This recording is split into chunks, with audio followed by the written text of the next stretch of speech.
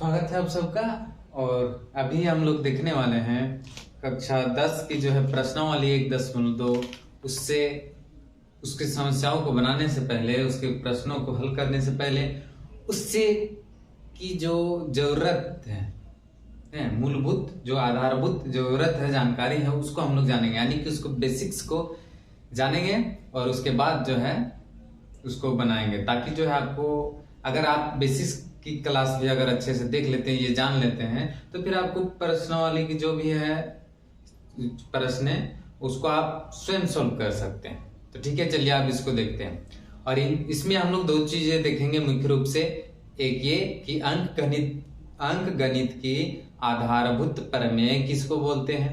दूसरा चीज देखेंगे कि यूक्लिड विभाजन एल्गोरिथम का उपयोग करके हम लोग HCF और LCM यानी कि लॉस और मौसम, महत्तम समावर्तक और लघुत्तम समापवर्तक कैसे निकालते हैं। तो चलिए शुरुआत करते हैं इससे, अंक गणित की आधारभूत प्रमेय से। लेकिन उससे जाने से पहले मैं आपको कुछ चीजें बताऊंगा जो कि जानना आवश्यक है, तभी आपको जो है अंक गणित की आधारभूत प्रमेय अच्छे से समझ में आएगी। तो चलिए इसको जानते हैं। क्योंकि हम लोग जानते हैं कि पिछली कक्षाओं में हम लोग देख चुके हैं और ये सब हम लोग बना चुके हैं कि जितने भी प्राकृतिक संख्याएं है ना, उन प्राकृतिक संख्याओं को जो है हम एक गुणनखंड के रूप में लिख सकते हैं। जैसे कि 2 है तो इसको हम लोग 2 गुना 2 गुना 2 लिख सकते हैं। 12 है तो इसको हम 2 गुना 2 गुना 3 लिख सकते हैं। 50 है इसको हम लिख सकते हैं 2 गुना 5 गुना 5। इस तरह से जो हम लोग बहुत सारे सभी प्राकृतिक संख्याओं को उनके गुणनखंड के रूप में लिख सकते हैं। लेकिन यहाँ पे हम लोग जानेंगे कि ये जो प्राकृतिक संख्या है, इसमें जो है हम लोग देखेंगे कि जो भी अभाज्य संख्याएं, जैसे 1 नहीं 2 3 5 7, ये सभी क्या है, अभाज्य संख्याएं। ये जो अभाज्य संख्याएं हैं, अभी हम लोग देखेंगे कि इनका जब गुणनफल करते हैं तो क्या होता है।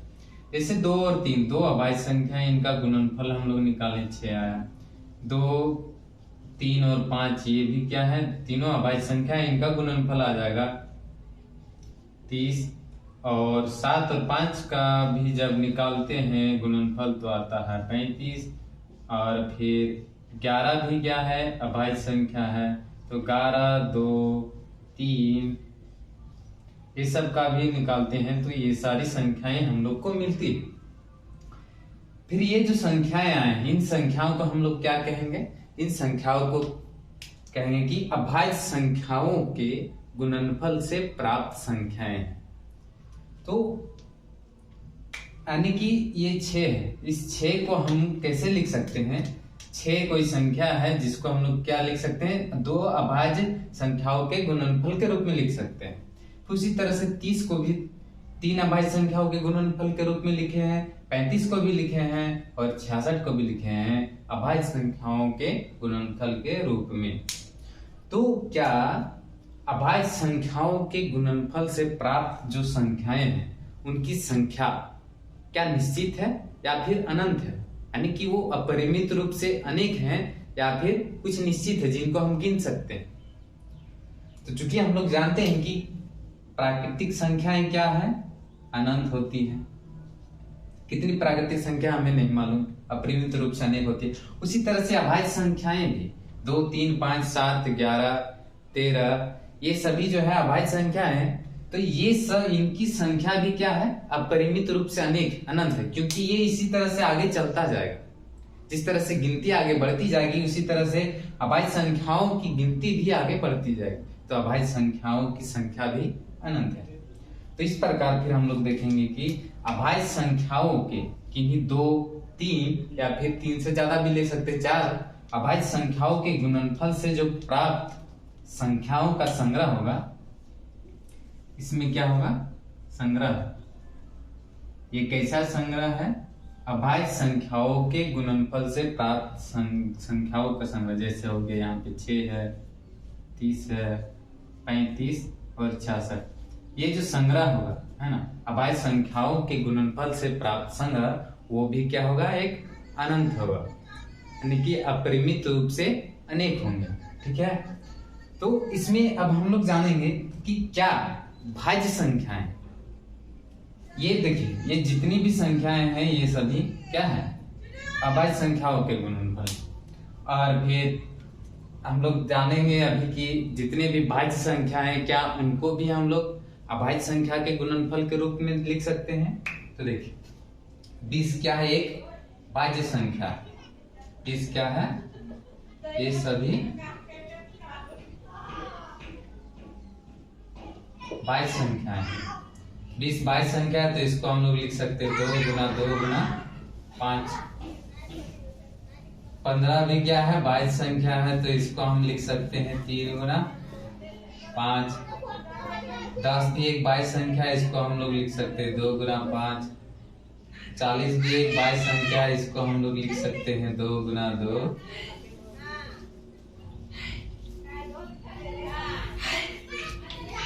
बाद में आओ और 10 मिनट। तो ये सभी क्या है, भाज्य संख्या है। आज होली है और मेरी भाभी आई थी रंग लगाने के लिए, तो हम बोले कि 10 मिनट बाद आते हैं। तो चलिए अभी हम लोग देख लेते हैं, यहाँ पे कंसंट्रेट करते हैं। तो यहाँ पे देखिए जितनी भी भाज्य संख्याएं हम लोग लिए उस क्या है, अभाज्य संख्याओं के गुणनफल के रूप में लिख दिए। जैसे कि 2 है और 5, ये सभी क्या है, 2 और 5 दोनों क्या है, अभाज्य संख्या है। उसी तरह से 3 भी एक अभाज्य संख्या और 5 भी अभाज्य संख्या है। तो 15 चूंकि भाज्य संख्या, लेकिन उसको हम लोग लिखे अभाज्य संख्या के गुणनफल के रूप में। उसी तरह से 10 भी भाज्य संख्या है, लेकिन उसको अभाज्य संख्या 2 और 5 के गुणनफल के रूप में लिखे। उसी तरह से 40 भी है। ठीक है, उसी तरह से हम देख सकते हैं कि 42, ठीक है, ये भी एक भाज्य संख्या है, लेकिन इसको हम लोग लिख सकते हैं 2 गुना 3 गुना 7, जो कि अभी देखिए यहाँ पे 2 भी अभाज्य संख्या है, 3 भी अभाज्य संख्या और 7 भी अभाज्य संख्या है। तो जो भी भाज्य संख्या है उनको भी जो है हम लोग अभाज्य संख्याओं के गुणनफल के रूप में लिख सकते हैं। और अंक गणित की आधारभूत प्रमेय भी यही है।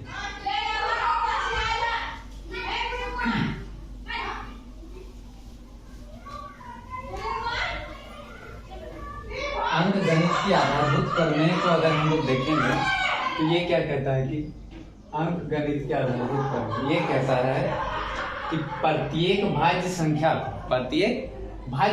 को अभाज्य संख्याओं, प्रत्येक भाज्य संख्या को अभाज्य संख्याओं के एक गुणनफल के रूप में व्यक्त किया जा सकता है, जो कि अभी हम लोग किए। ये 20 भाज्य संख्या है, 15 है, 10 है, 40, 42, ये सभी भाज्य संख्या है, उसको हम लोग अभाज्य संख्याओं के गुणनफल के रूप में व्यक्त किए हैं। ठीक है, अगला लाइन कहता है कि तथा यह गुणनखंडन, यह जो गुणनखंडन जो अभी हम लोग गुणनखंड किए, अभाज्य गुणनखंडों के आने वाले क्रम के बिना अद्वितीय होता है। इसका कहने का मतलब ये है कि यहाँ पे देखिए पहले 2 को लिखे हैं, फिर 2, फिर 5। इससे समझते हैं, इससे आसानी समझ में। इसी को जो है हम लिख सकते हैं क्या, 3 गुना 2 गुना 7 भी लिख सकते हैं, और ऐसे लिख सकते हैं। और इसी चीज को हम लिख सकते हैं 3 गुना 7 गुना 2, यानी कि अलग अलग तरीके से लिख सकते हैं। इसका क्या किया, हमने क्रम को बदल दिया। यहाँ पे पहले 2 आया था, फिर बाद में 3 आया और बाद में 7 आया। फिर उस क्रम को बदल दिए तो 3 पहले आ गया है, 2 दूसरे नंबर पे और 7 तीसरे नंबर पे। फिर यहाँ पे क्रम बदला गया है कि 3 जो है पहले नंबर पे है, 7 दूसरे नंबर पे और 2 तीसरे नंबर पे। तो ये देखिए ये क्रम जो है हम लोग बदल दिए, क्रम क्या किए हैं, बदल दिए। तो इस क्रम को चाहे जितने भी तरीके से आप बदल दीजिए, उसको एक ही मानना, अलग नहीं मानना। जितने भी क्रम में आप लिख सकते हैं अलग तरीके से, उसको एक मानना, अलग नहीं मानना। तो वही कहने का मतलब कि तथा यह गुणनखंडन अभाज्य गुणनखंडों के आने वाले क्रम के बिना, क्रम यानी कि अलग अगर क्रम हो जा रहा है तो उसको अलग नहीं मानना, उसको एक ही मानना। तब जो है जितने भी भाज्य संख्याएं होंगे उसको अभाज्य संख्याओं के गुणनफल के रूप में जब हम लोग लिखेंगे तो उसको हम लोग केवल एक ही तरीका होगा उसको लिखने का, और इसलिए लिखा है कि आने वाले क्रम के गुणनखंड के आने वाले क्रम के बिना अद्वितीय होता है, यानी कि इसका सिर्फ और सिर्फ एक ही तरीका है। तो ये था अंकगणित के आधारभूत प्रमेय कि जितनी भी भाज्य संख्याएं हैं उसको हम केवल एक ही तरीके से लिख सकते हैं उसके अभाज्य गुणनखंडों के रूप में, अगर उसके क्रमों को हम लोग इग्नोर कर दें, उसको नहीं माने, जितने भी अलग अलग क्रम होंगे उसको सिर्फ एक ही मानना है तब। और अब आके देखते हैं कि यूक्लिड विभाजन एल्गोरिथम से हम लोग मास और लॉस कैसे निकालते हैं। तो मास और लॉस निकालने से पहले हम लोग जानेंगे कि जो भी हम लोग पहले पढ़ चुके हैं उसी चीज को बारे में हम लोग जानेंगे, क्योंकि सभी जो है हम लोग मास और लॉस पिछली कक्षाओं में भी पढ़ चुके हैं और ये सब जानते हैं।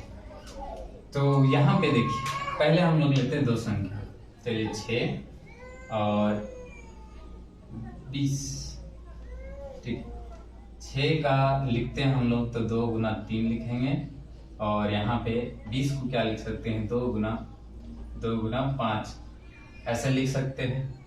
तो यहाँ पे जो है हम लोग जानेंगे कि म स महत्तम समावर्तक और ल स लघुत्तम समावर्तक। यहाँ पे यूक्लिड विभाजन एल्गोरिथम का प्रयोग करना है, न कि किसी दूसरी चीज का।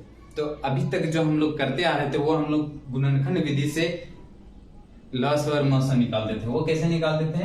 अगर एलसीएम निकालना होता था हम लोग को ल स, तो क्या करते थे, इसमें जो भी कॉमन पार्ट आता था, देखिए 2 कॉमन है तो इसको हम लोग उभयनिष्ठ है तो इसको हम लोग एक बार लिखते थे और बाकी जो बचता था उसको लिख देते थे 2, ये वाला 2, ये रहा 3 और ये रहा 5।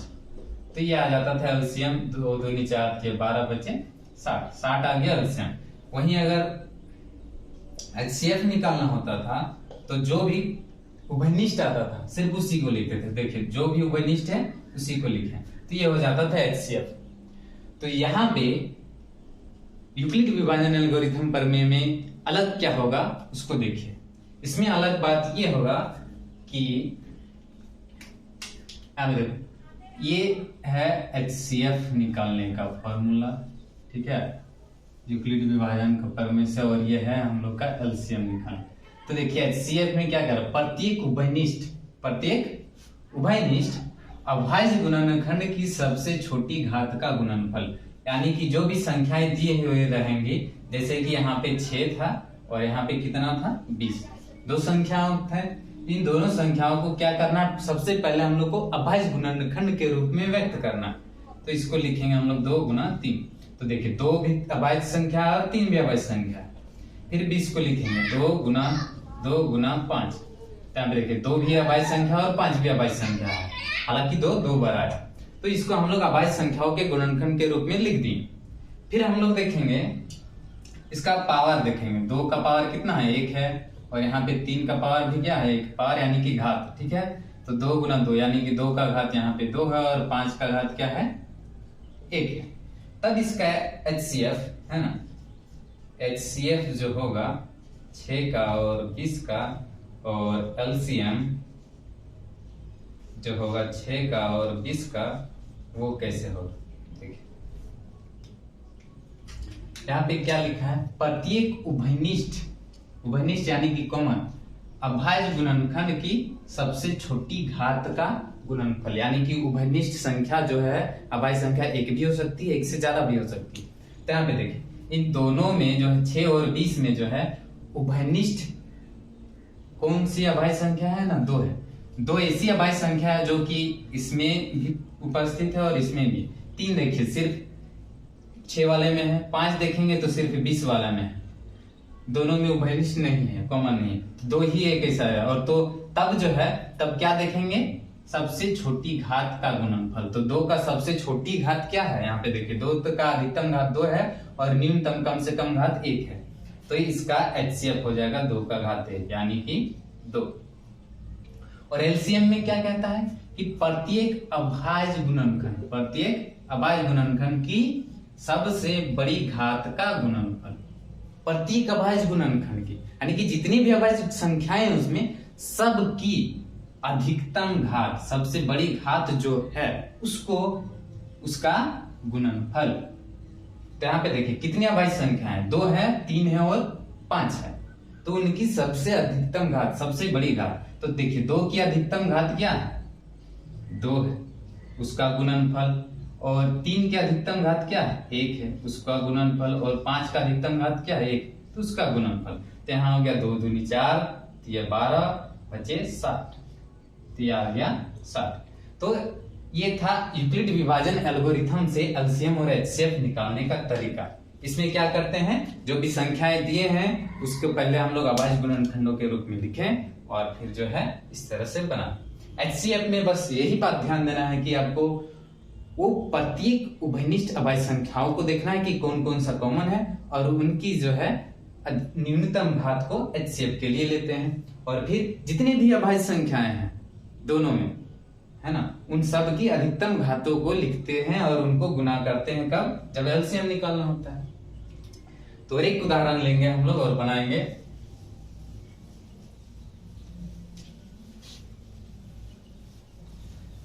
तो देखिए जैसे हम लोग निकालते हैं 6, 72 और 120, इसका जो हम लोग का एलसीएम और एचसीएफ निकालना है। तो इसको पहले हम लोग क्या करेंगे, अभाज्य संख्याओं के गुणनफल के रूप में लिखेंगे। तो इसको हम लोग लिखते हैं 2 गुना 3, और 36 72 को लिख सकते हैं 2 गुना 2, 2 दूनी 4, ये 12 और 12 ये 36, है ना, 2 दूनी 4, ये 12 ये 36 दूनी 72, ये तो अभी 36 हुआ है, तो इसको और 2 गुना 2 करते हैं, 2 दूनी 4 ये 12 ये 36, कितना हो गया, 2 दूनी 4, 4 दूनी 8, 8 ये 24 और 24 दिया 72, ठीक है।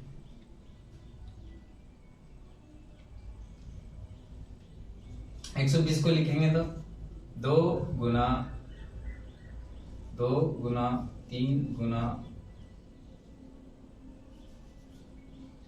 2 गुना 3 गुना 5, क्या सही है, 2 दूनी 4, 4 दूनी 8, 8 ये 24 और 24 बचे 120, क्या होता है 4 बचे 20 का 0 अपने 2 5 2 2 12, ठीक है। तो यहाँ पे जो है 6 को हम लोग अभाज्य गुणनखंड के रूप में लिख दिए हैं, 72 को भी अभाज्य गुणनखंड के रूप में लिख दिया और 120 को भी। तो इसका एचसीएफ और एलसीएम जब निकालेंगे हम लोग, अभी हम लोग ध्यान दीजिएगा, जब हम लोग 6 का और जो है 20 का, है ना, 6 था और 20 का, इसका जब एचसीएफ निकाले थे तो आया था हम लोग का 2, और एलसीएम निकाले थे 6 का और 20 का तो आया था 60।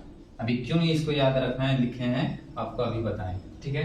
तो यहाँ पे देखिए, फिर एचसीएफ 6, 72 और 120 क्या होगा, प्रत्येक उभयनिष्ठ अभाज्य गुणनखंड की सबसे छोटी घात। तो यहाँ पे देखिए उभयनिष्ठ गुणनखंड, उभयनिष्ठ अभाज्य संख्याएं कौन कौन सी है। पहला स्टेप क्या करना है, स्टेप 1 और स्टेप 2। स्टेप में क्या करना है, उभयनिष्ठ अभाज्य गुणनखंड खोजना हम लोग का, है ना, उभयनिष्ठ अभाज्य गुणनखंड, अभाज्य संख्याएं देखनी है कि दोनों में से क्या क्या है। तो यहाँ पे देखिए पहला, तो यहाँ देखिए 2 जो है अभाज्य संख्या, 3 भी है 5 में, तो 2 देखिए तीनों में है, तो चलिए ये उभयनिष्ठ अभाज्य संख्या क्या है, 1 2 है। दूसरी उभयनिष्ठ अभाज्य संख्या कौन सी है, 3 है, और कोई भी अभाज्य संख्या उभयनिष्ठ है क्या, नहीं है। तो पहले हम लोग इसको जो है घातों के रूप में लिख सकते हैं। तो यहाँ पे जो है इसको हम लोग लिख सकते हैं 2 का घात 1 है और 3 का घात 1 है। इसको लिख सकते हैं 2 का घात 3 है ना, और 3 का घात जो है 2। फिर इसको हम लोग क्या लिख सकते हैं, 2 का घात 3 है, 3 का घात 1 है और 5 का घात जो है 1 है।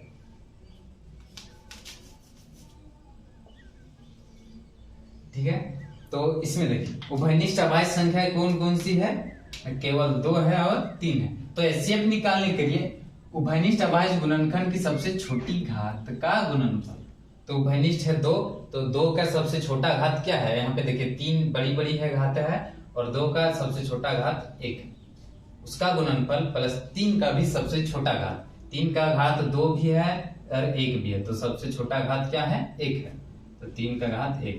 तो इसका हो जाएगा 2 गुना 3, यानी कि इसका HCF हो गया 6। और वही एलसीएम निकालना हो 6, 72 और 120 का, तब जो हम लोग क्या लिखते हैं? तब हम लोग क्या लिखते हैं स्टेप 2 में? देखिए स्टेप 2 में एलसीएम के लिए क्या लिखेंगे हम लोग? स्टेप 2 में क्या है ना, अभाज्य संख्याएं देखेंगे कि कौन कौन सी है ना, अभाज्य संख्याएं, जितनी भी अभाज्य संख्या हमको लिखेंगे। तो देखिए कितनी अभाज्य संख्या है? 1 2 है, 1 3 है और 1 5 है, बस यही अभाज्य संख्या है। 2 है, 3 है और 5 है। इसमें उभयनिष्ठ अभाज्य संख्या है 2 और 3 थी, ठीक है, इसके लिए था। अभाज्य संख्या 2 3 और 5 है, तब एलसीएम निकालेंगे प्रत्येक अभाज्य गुणनखंड की, प्रत्येक अभाज्य गुणनखंड। तो 2 3 और 5 ही है, यहाँ पे 3 अभाज्य गुणनखंड है, 3 संख्या है, तो की सबसे बड़ी घात का गुणनफल एलसीएम निकालेंगे। तो 2 की सबसे बड़ी घात क्या है? यहाँ सब में से 2 की सबसे बड़ी घात 3 है, 2 का घात हो गया 3, उसका गुणनफल प्लस 3 की सबसे बड़ी घात क्या है?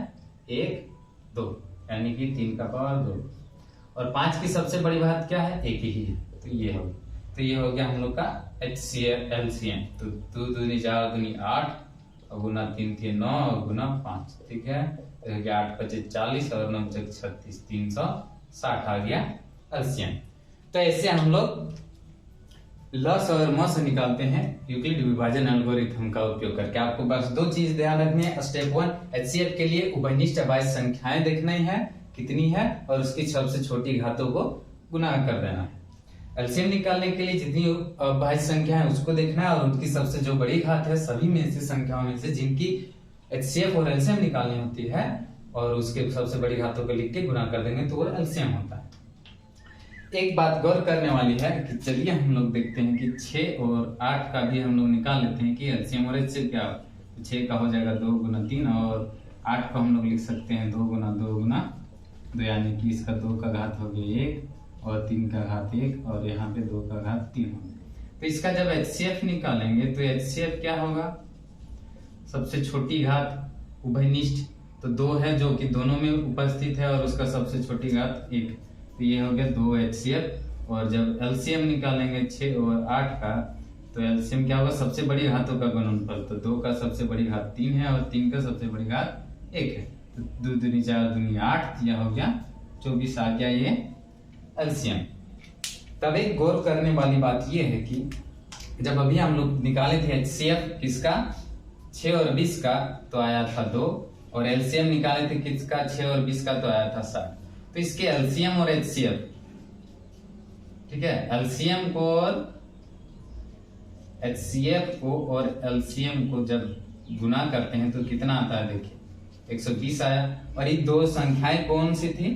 6 और 20, जिसका हम लोग जो है एलसीएम और HCF निकाले। तो अगर ये दोनों संख्याओं को भी गुना करेंगे तो ये कितना आता है? 120। फिर यहाँ पे देखिए 6 और 8 थी 2 संख्याएं, जिसका हम लोग को HCF निकालना था और एलसीएम निकालना। तो इसका HCF कितना आया था? HCF आया था, HCF आया यहाँ पे 2, और एलसीएम कितना आया? 24। इन दोनों को जब HCF है ना और गुना एलसीएम करेंगे तो कितना हो जाएगा? 2 गुना 24 कितना आ रहा है? 48। और जिन 2 संख्याओं का HCF एलसीएम निकालें, उन 2 संख्याओं को जब गुना करते हैं 6 गुना 8, तो भी क्या आता है? 48 आता है। और यहाँ पे देखिए जिन 3 संख्याओं का HCF और एलसीएम निकालें, अगर इन 3 संख्याओं को गुना कर, ठीक है, इन 3 संख्या, इसका पहले HCF और एलसीएम को गुना कर लो। इसका HCF आया था 6 और इसका एलसीएम आया था 360। तो 6 और 360 को जब गुना करते हैं तो कितना आता है? 0 हो गया, 6 6 36 का 6, 3 6 18 और 3 हो गया 21। तो ये हो गया जब दोनों का एलसीएम और HCF का गुणनफल।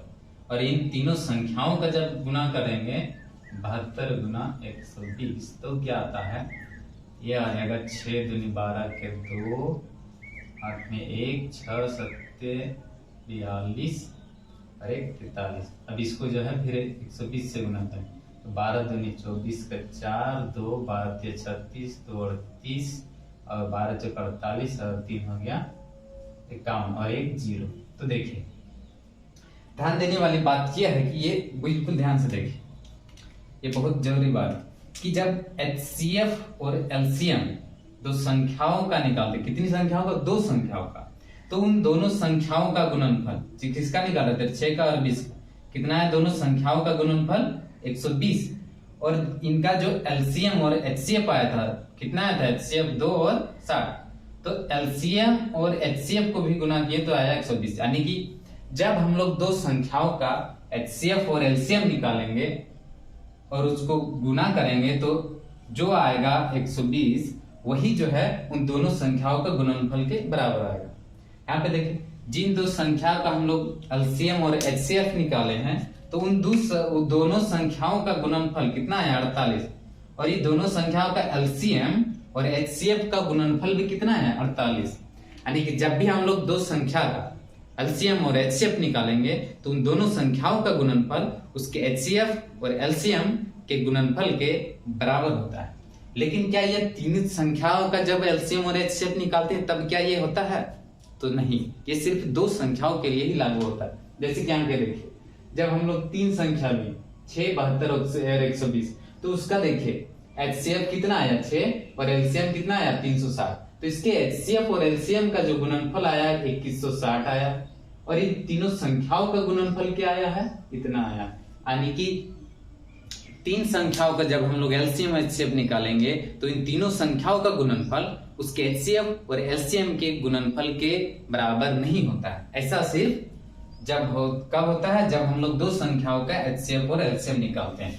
तो इसको हम लोग एक साधारण रूप में जब लिखेंगे तो इसको हम लोग बिल्कुल ऐसे लिख सकते हैं कि जब HCF निकालेंगे हम लोग दो संख्याओं को, मान लेते हैं A और B क्या है? दो संख्याएं। तो HCF of AB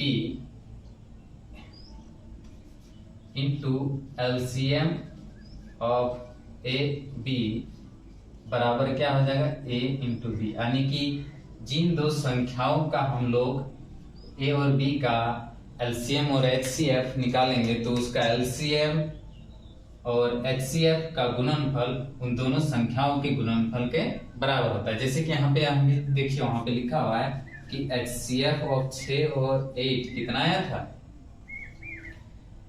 HCF of 6 और कितना आया था? 2। और LCM ऑफ 6 और 8 कितना आया? अभी 24 आया। और ये दो संख्याएं कौन सी हैं? 6 और 8 है। तब जो है HCF ऑफ 6 और 8 गुना जब करेंगे LCM ऑफ 6 और 8 तो ये बराबर आना चाहिए दोनों संख्याओं का गुणनफल, यानी कि 6 गुना 8। वो दो संख्याएं 6 और 8 है। तो देखिए HCF कितना आया है? 2 गुना LCM कितना आया? 24। ठीक है। और इधर ये कितना है? 6 गुना 8। तो ये देखिए कितना हो गया? 24 दूनी हो गया 48 और ये भी हो गया 6 48। तो दो संख्याओं का गुणनफल उसके HCF और LCM के योग के LCM और HCF के गुणनफल के बराबर होता है। और ऐसा सिर्फ दो संख्याओं के लिए ही सत्य होता है। तीन संख्याओं का अगर लेंगे तो वो गलत होगा। ऐसा तीन संख्याओं के किस में नहीं होता है। ठीक है। तो ये थी आधारभूत जानकारी प्रश्नावली 1.2 के प्रश्नों को सॉल्व करने से पहले की। तो आप जो है आप प्रश्नावली 1.2 के सारे प्रश्नों को आप बना सकते हैं। अगर आशा करता हूँ कि आपको ये बहुत अच्छे से समझ में आए होगी और बहुत अच्छे से समझ में आया तो जानते हैं कि आपको क्या करना है। सभी यूट्यूबर्स कहते हैं अगर आपको अच्छा लगा है तो ठीक है, तो आप कर लीजिएगा, और अच्छा नहीं लगा है, आपको कहीं भी अभी भी समझने में दिक्कत आ रही है तो कमेंट करके जरूर पूछें। जय हिंद, जय भारत। पढ़िए और मस्त रहिए। धन्यवाद।